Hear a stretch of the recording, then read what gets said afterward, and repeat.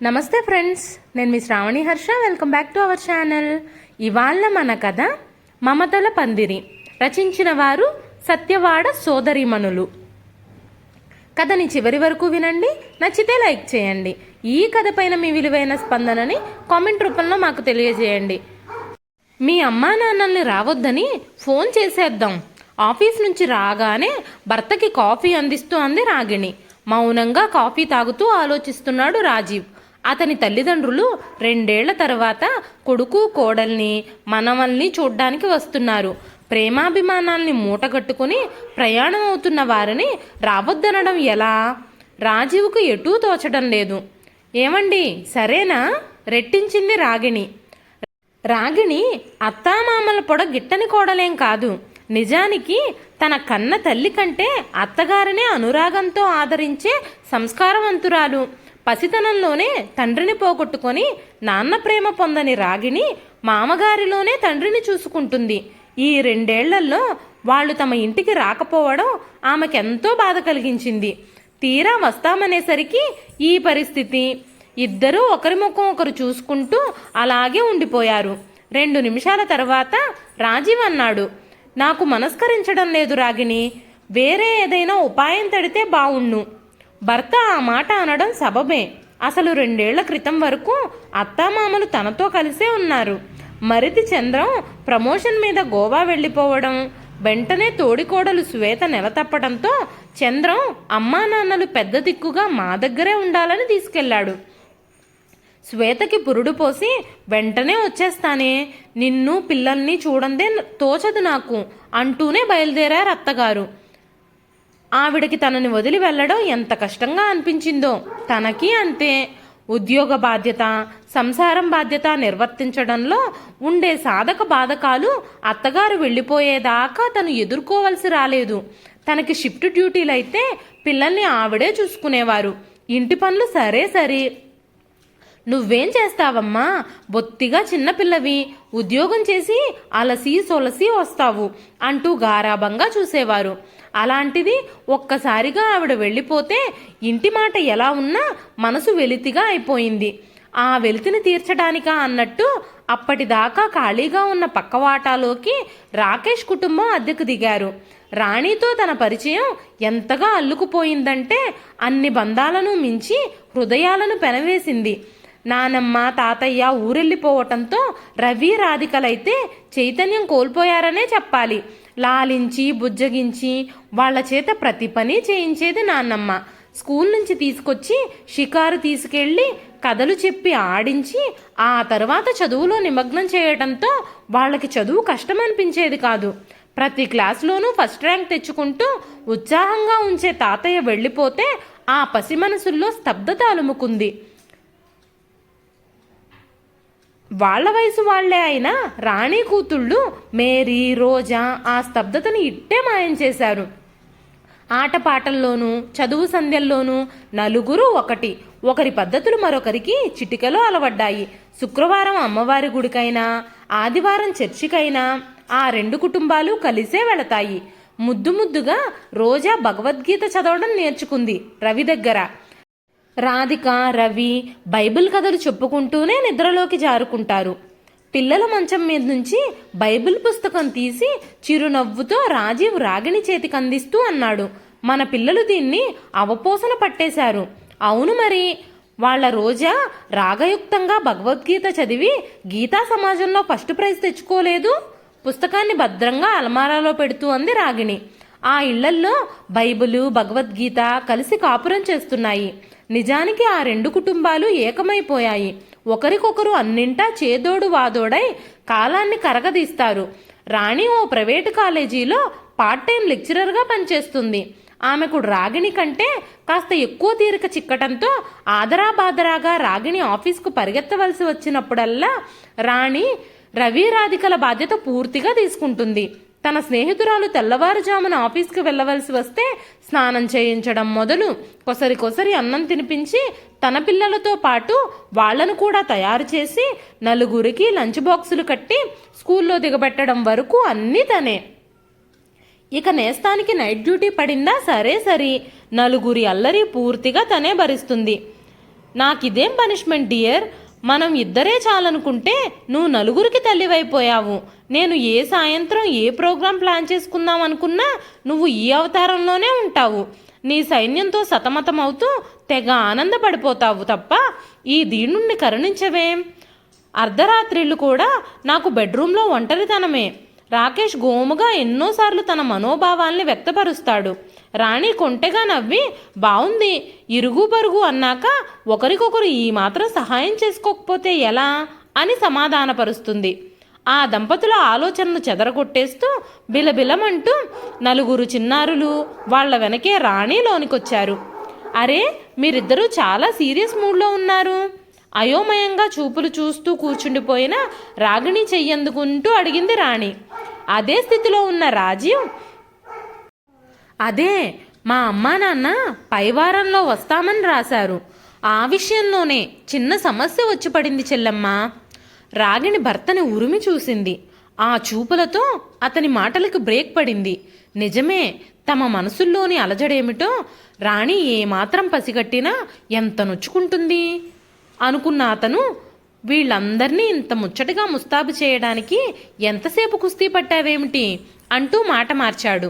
చేమంతులతో అల్లిన జడలు, గోరింట పెట్టిన సన్నని వేళ్ళు, ఆడపిల్లలు మురిపంగా కనిపిస్తున్నారు. రాణి నవ్వుతూ, ఇలాంటి ముచ్చటైన అలంకరణ అంటే నాకు చిన్నప్పటి నుంచి ఎంతో ఇష్టం అన్నయ్య. నా సరదా తీర్చుకోమన్నట్టు ఇద్దరూ ఆడపిల్లలే పుట్టారు. అయితే మాత్రం ఇవన్నీ ఎంతో కళాత్మకమైనవి, చేత కావద్దు అన్నాడు రాజీవ్. నా అదృష్టం పండి ఇదిగో ఇక్కడికొచ్చాం.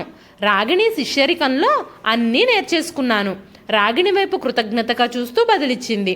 అవునండి, రాణి చెబుతూ ఉంటుంది, చిన్నతనంలో తనకి పూల జడ వేయమని బొట్టు కాటుకా పెట్టి ముస్తాబు చేస్తే కానీ స్కూల్కి వెళ్ళనని ఏడ్చేదట. మతాన్ని మంట కలిపే నీ కోరికలు పాడుగాను. అందుకే నేను హిందువుల పిల్లలతో స్నేహమే చేయొద్దంటాను. వాళ్లతో నీకేంటి స్నేహం అంటూ కస్సుమనేదట వాళ్ళమ్మ. అయినా పట్టు వదలక మీ చెల్లాయి దెబ్బలు తినేదట. అయితే ఇంత కదుందన్నమాట అంటూ నవ్వేశాడు రాజీవ్. అది గతం అన్నయ్య. ఇప్పుడిక మా శ్రీవారు దేనికి అభ్యంతరం చెప్పరు. చూస్తూనే ఉన్నా కదమ్మా, రాకేష్ చాలా సంస్కారవంతుడు. మీరు మాత్రం నిజానికి మహోన్నతులన్నయ్య. ఎంత సాంప్రదాయమైన కుటుంబం మీదైనా మా పిల్లల్ని చేరదీసి మురిపంగా చూస్తారు. ఊరుకో రాణి, మతాలదేముంది, మనసులు కలిస్తే అంతా ఒక్కటే. నిజానికి మన భారతీయతలో అంతర్లీనమై ఉన్నది వసుదైక కుటుంబ ఆకాంక్షే కదా. మతపరమైన ఇన్ని మారణ హోమాలు, హత్యాకాండలు జరుగుతుంటే మన శాంతి వీణ అపశృతులనే పలుకుతున్నట్టు అనిపిస్తోంది. ఈ మధ్య క్రైస్తవులపై జరిగిన దారుణాలు తలుచుకుంటుంటే మా మనస్సులే సిగ్గుతో కుచించుకుపోతున్నాయి. చర్చి ముంగిట భగవంతుని గురించి 4 మంచి మాటలు చెప్పాలనే విదేశాల నుంచి వచ్చిన వాళ్ళు ఘోర హత్యలకు గురి కావడమా? ఆవేదనగా అడిగింది రాగిణి. బాధపడుకు రాగిణి, కొందరైనా మీలా ఆలోచిస్తే దేశంలో ఇప్పటికైనా మార్పు రాకపోతుందా? మనుష్యులపైన నాకు అపారమైన నమ్మకం ఉంది. మన పిల్లల్ని ఈ తేడాలేవి సోకకుండా పెంచుదాం. రేపటి తరం ఇలాంటి పరిస్థితులు ఎదుర్కోకూడదు అని ఆశిద్దాం. స్నేహితురాళ్ళిద్దరూ చాలాసేపు కబుర్లలో పడిపోయారు. అరే, అసలు విషయం చెప్పటం మర్చిపోయాను.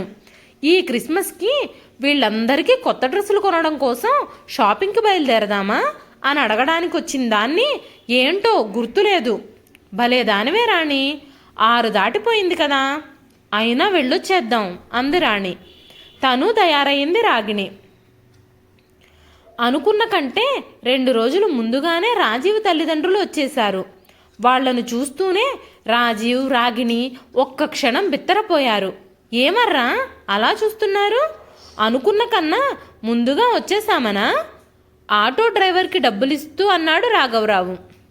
అబ్బే, అదేం లేదు నాన్న తడబడ్డాడు. అదేం మాట మావయ్య, ఈ 2 ఏళ్ళు 2 యుగాలుగా గడిచాయి మాకు. మీరు ముందు లోపలికి పదండి, బాగా పొద్దెక్కింది. మామయ్య గారు ఆకలికి ఆగలేరు. వేడినీళ్లు రెడీగా ఉన్నాయి. స్నానాలు కానిస్తే పలహారాలు చేసేద్దాం. మీ అబ్బాయి సామాన్లన్నీ లోపలికి తీసుకొస్తాడులేండి.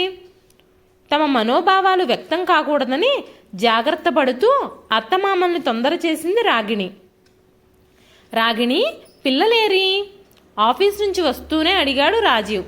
భర్త ముఖంలో అలసట, ఆందోళన కనిపెట్టిన రాగిణి, ముందు టీ తాగండి, జరగరాందేమీ జరగలేదులేండి. అది కాదు రాగిణి, ఇంతకీ పిల్లలకి చెప్పావా లేదా? ఈసారి మన ఇంట్లో క్రిస్మస్ నో అని, అసలు ఎక్కువగా మేరీ రోజాలతో ఆడొద్దని టీ కప్పు చేతుల్లోనే ఉంచుకొని ప్రశ్నిస్తున్న భర్త ముఖంలో కంగారు చూసి మరింతగా కలవరపడిపోయింది. కానీ తనెలా చెప్పగలదు? చెబితే మాత్రం ఆ గడుగ్గాయలు మాట వింటారా? అతని కంటే నిజానికి తనకీ భయంగా ఉంది. అత్తయ్య గారిది నిప్పులు కడిగే మడి, అంతులేని ఆచారం, ఇవన్నీ పసిగట్టారంటే ఏమాత్రం సహించరు సరికదా. వెంటనే తిరుగు ప్రయాణం కట్టినా కట్టేస్తారు. మధ్యాహ్నమే నేను లేనన్నాళ్ళు ఇంటా బయట ఎలా నెట్టుకొచ్చావే తల్లి, ఈ మొండిగటాలు నిన్ను వేపుకు తినేశారా అని అత్తయ్యగారు అడుగుతుంటే అది ఆప్యాయత, ఆరా తీయడమా అని తికపకపడింది తను. పక్కవాటాలో వాళ్ళు కాస్త కలుపుగోలు మనుషుల్లానే కనిపిస్తున్నారు. మన వాళ్ళకి తోడుగా ఉండుంటారులే మామగారి జోడింపు. అలా ఏం లేదు మామయ్య, రవి రాధిక పెద్దవాళ్ళు అవుతున్నారుగా, వాళ్ల పనులు వాళ్లే చేసుకోవడం అలవాటు చేస్తున్నా. పెద్దవాళ్ళు మీరు దగ్గర లేకపోతే మా అవస్థలేమో మేము పడక తప్పేదేముంది, సర్ది చెప్పింది. మాట్లాడవే రాణి, నువ్వేమీ జరగదంటూ నీళ్లు నములుతూ కూర్చుంటే కాదు, వాళ్ళకి గట్టిగా చెప్పాలి. తిట్టో కొట్టో భయపెట్టో నోరెత్తకుండా చెయ్యకపోతే లాభం లేదు. అమ్మా నాన్నల ముందు అన్నీ వాగుతారు. అప్పుడిక మన పని చేతులు కాలాక ఆకులు పట్టుకున్నట్టు అవుతుంది. అబ్బా, అంత పైకెళ్ళిపోతారెందుకు? పిల్లలకి ఎలాగైనా నేను నచ్చ చెప్తాను. చల్లారిపోతుంది, ఆ టీ తాగండి ముందు. ఏమో ఏం నచ్చ చెప్తావో, నా తల తిరిగిపోతుంది బాబు. అటు పెద్దవాళ్ల చాదస్తం, ఇటు ఈ పసివాళ్ల ఉత్సాహం, రెండింటి మధ్య మన మనసులు నలిగిపోతున్నాయి. ఒక్క గుక్కలో టీ తాగేసి విసురుగా కప్పు టీపాయ్ మీద పడేసి బయటకు వెళ్ళిపోయాడు. అత్తామామల చెవిన పడకుండా పిల్లలకి విషయాన్ని వివరించి చెప్పాలని శతవిధాలా ప్రయత్నించింది రాగిణి. వాళ్ళు నానమ్మ తాతయ్యల్ని వదిలితేగా హోంవర్క్ చేయించే నెపంతో పిలిచి చెబుదామనుకుంది. తాతయ్య ఇవాల్టి నుంచి హోంవర్క్ చేయిస్తారు, తాతయ్య దగ్గరే కూర్చుని చదువుకుంటాం, ఏది అర్థమవ్వకపోయినా ఎంచక్కా చెప్తారు అన్నాడు రవి. 8 దాటాక అన్నాలు పెట్టే మిషతో దగ్గర కూర్చోపెట్టుకొని లాలనగా వాళ్ళకి బ్రెయిన్ వాష్ చేయాలనుకుంది. కుదరనిస్తేగా. ఎన్నాళ్ళైపోయిందో నాన్నమ్మ అన్నం తినిపించి. నాకు నువ్వేం అక్కర్లేదు, బోల్డని కథలు కబుర్లు చెబుతూ నానమ్మే అన్నం తినిపిస్తుంది అంది గోముగా రాధిక. ఇక వీళ్ళని రహస్యంగా పట్టుకోవటం తన వల్ల కాదు, ముందే చెప్పుండాల్సింది విసుగ్గా అనుకుంది. ఆ రాత్రి నానమ్మ తాతయ్యల దగ్గరే నిద్రపోయారు వాళ్ళు. వంటిల్లు సర్దుకొని పనులన్నీ చక్కబెట్టుకొని తన బెడ్రూంలోకి ఉసూరుమంటూ వెళ్ళింది రాగిణి. భర్త మగత నిద్రలో ఉన్నాడు. ప్రేమగా అతన్ని చూస్తూ నిట్టూర్చింది. లేనిపోని గొడవచ్చి పడింది. ఈ బెంగతో ఈయన భోజనం కూడా సరిగ్గా చేయలేదు. ఏమాత్రం అలికిడైనా భర్త నిద్ర చెదిరిపోతుందేమో అన్నట్టు నెమ్మదిగా లైట్ తీసేసి తను మంచాన్ని ఆశ్రయించింది. రాజీవ్కు మెలకువ రానే వచ్చింది. దిగ్గున లేచి కూర్చొని, ఏం రాగిణి, పిల్లల్ని దారికి తెచ్చావా మళ్ళీ ప్రశ్నించాడు. ఎక్కడండి, శతవిధాలా ప్రయత్నించినా వాళ్ళు పట్టు చిక్కడం లేదు. ఒక్క క్షణమైనా అత్తయ్య మామయ్యల్ని వదిలి ఉంటున్నారా? మరెలా రాగిణి? అమ్మా నాన్నలవి మరీ ఛాందస భావాలు. రాకేష్ కుటుంబంతో మన అనుబంధం చూశారంటే ఇంకేమైనా ఉందా? తల పట్టుకున్నాడు. ఇక రాగిణి భర్తకు ధైర్యం చెప్పలేకపోయింది. ఈ సమస్యను ఎలా పరిష్కరించాలో నాకు అంతుపట్టడం లేదండి అనేసింది బేలగా. ఆ రాత్రి ఇద్దరికీ నిద్ర కరువైంది. రాణి వాళ్లతో స్నేహానుబంధం పెంచుకుంటున్నప్పుడు, పిల్లలు ఒకటిగా అల్లుకుపోతున్నప్పుడు ఇంత దూరం ఆలోచించలేదు. మానవత్వాన్ని మించిన మతం ఏముంది అనుకున్నారే తప్ప తమ ఇంటి పెద్దల ముందు తలవంచవలసి వస్తుందని అప్పుడు తలుపుకు రాలేదు. తెల్లవారడంతోనే ఇంట్లో హడావిడి మొదలైంది. వైదేహి మడికట్టుకొని వంటకు ఉపక్రమించింది. నానమ్మ పక్కనే కూర్చొని ఆమెకు కావలసినవన్నీ అందిస్తోంది రాధిక. చూసావా నానమ్మ, నేనసలు నిన్ను ముట్టుకోకుండా నీకు సాయం చేస్తున్నాను. నాకు మడిచీర కట్టుకోవడం నేర్పవు? గారాలు పోతున్న మనవరాలిని కళ్ళతోనే ముద్దాడుతూ, నా బంగారు తల్లి, నీకన్నీ నేర్పుతానమ్మా అంటుంది వైదేహి. తాతయ్యతో తను వాకింగ్కి వెళ్ళి వచ్చిన రవి, అబ్బా ఎన్నాళ్ళయిందో తాతయ్య మనం ఇలా సరదాగా వాకింగ్ వెళ్ళి, నువ్వు నానమ్మ వచ్చేస్తే ఎంత బాగుందో అన్నాడు. తనను కన్నవాళ్ళు తను కన్నవాళ్లతో ఇలా ప్రేమగా మెలగడం చూస్తుంటే రాజీవ్కు ఆనందంగానే ఉంది. కానీ ఏమూలో ములుకులా ఈ భయం తొంగి చూస్తుంది. వాళ్ల కబుర్ల మధ్య దొర్లిన ఓ మాటకి రాజీవ్ అదిరిపడ్డాడు. భార్య దగ్గరకు పరిగెట్టాడు. ఇక తుఫాను రేగిపోయింది అన్నాడు. ఇల్లూడుస్తున్న రాగిణి చీపురు పక్కన పడేసి, ఏమైందండి అంది. మనం మర్చిపోయాం, ఇవాటి నుంచే పిల్లలకి సెలవులు. నిన్నంటే ఎలాగో గడిచింది, కానీ సెలవులేగా, ఇక వీళ్లను పట్టలేం. నలుగురు కలిసి ఇల్లు తీసి పందిరేస్తారు. మనం వీల్లేదని చెప్పేలోగానే వీళ్ళంతా కలిసి మనింట్లోనూ క్రిస్మస్ సందడి మొదలు పెట్టేస్తారు. ఇక అమ్మా నాన్నల దగ్గర మనమేం దాచలేం. వాళ్ళు ఉగ్రరూపం దాల్చడం ఖాయం. తట్టుకోలేని అల్పజీవనం అయిపోతాం మనం. రాగిణి ముఖం వాలిపోయింది. ఛా, మనం పొరపాటు చేశామండి. అత్తయ్య మావయ్య వస్తామని రాసినప్పుడే వీళ్ళ నోటికి తాళం, కాళ్లకు కళ్ళెం వేసి ఉండాల్సింది అంది. పోనీ ఒక పని చేయకూడదు? భర్త వైపు ఏమిటి అన్నట్టు చూసింది. ఇవాళకి నువ్వెలాగైనా ఆఫీస్కి సెలవు పెట్టేయి, పిల్లల్ని కనిపెట్టుకుని ఉండు. అమ్మా నాన్నల్ని ఏ కోవెలకో పంపించి పిల్లల్ని మందలించు. ఏమంటావు? అమ్మో, నాకస్సలు కుదరదండి. రాగానే వంటిల్లు అప్పగించడం బాగుండదని నిన్న సెలవు పెట్టేశా. ఆ పనేదో మీరే చేయండి. చంపేశావు పో. మా ఆఫీస్లో ఇన్స్పెక్షన్ ఉంది, నాకంతకన్నా కుదిరి చావదు. దడదడలాడుతున్న గుండెలతో ఇద్దరూ ఉద్యోగ ధర్మం నిర్వర్తించారు. ఒకరిని మించి మరొకరు ఆతృత పడుతూ ఒకేసారి ఇల్లు చేరారు. మూసి ఉన్న తలుపులు, బిగించి ఉన్న తాళం కప్ప ఆ జంటని మరింత కలవరపరిచింది. వీళ్ళంతా ఏమైనట్టు? ఏమో రాగిణి, అమ్మా నాన్న విషయమంతా తెలిసిపోయి మన మీద కోపగించుకుని వెళ్ళిపోయి ఉంటారు. మన వెధవలకి పనే ఉంది, ఆ పిల్లల దగ్గరకు పోయుంటారు. భార్య మాట పూర్తి కాకుండానే అనేశాడు. మౌనంగా రాణి ఇంటికి పరిగెత్తింది రాగిణి. భార్యనే అనుసరించాడు రాజీవ్. ఆ దంపతుల కంటపడిన దృశ్యం వాళ్ళని చకితుల్ని చేసింది. రెప్పార్పకుండా చూస్తుండిపోయారు.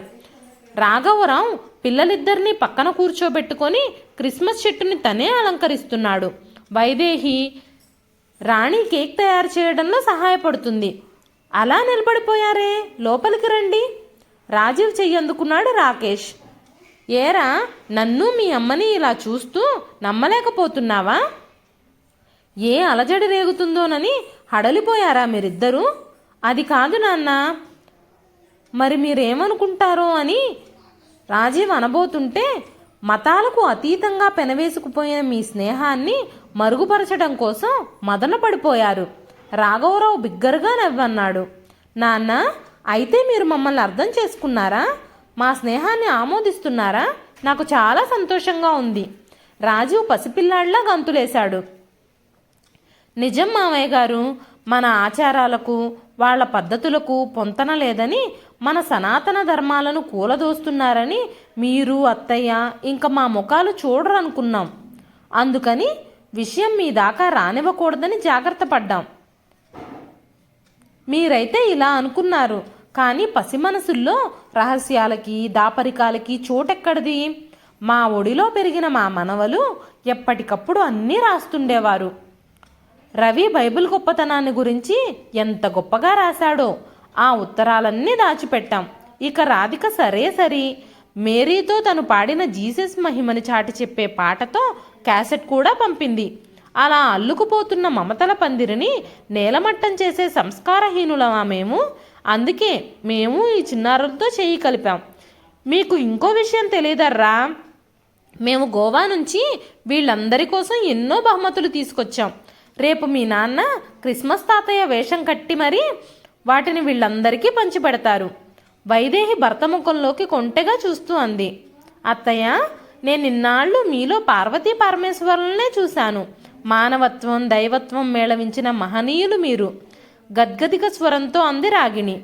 అంతలేసి మాటలెందుకమ్మా, మనుషుల మధ్య అవగాహన ఉంటే చాలు. కులమతాలు, హెచ్చుతగ్గులు, తరాల అంతరాలు ఏవీ అడ్డుగోడలుగా నిలవవు. ప్రతి కుటుంబం మమతల పందిరి కిందే ప్రశాంతంగా జీవించగలుగుతుంది అంటూ కోడల్ని దగ్గరికి తీసుకుంది వైదేహి. రాజీవ్, రాగిణి తృప్తిగా ఊపిరి పీల్చుకున్నారు. ఇదండి ఈరోజు కథ. ఈ కథ నచ్చితే ఒక్క లైక్ చేయండి. ఈ కథ పైన మీ విలువైన స్పందనని కామెంట్ రూపంలో మాకు తెలియజేయండి. మరెన్నో ఇలాంటి ఇంట్రెస్టింగ్ కథల కోసం మన ఛానల్ని సబ్స్క్రైబ్ చేసుకోండి. మరొక మంచి కథతో మళ్ళీ కలుస్తానండి. అంతవరకు సెలవు.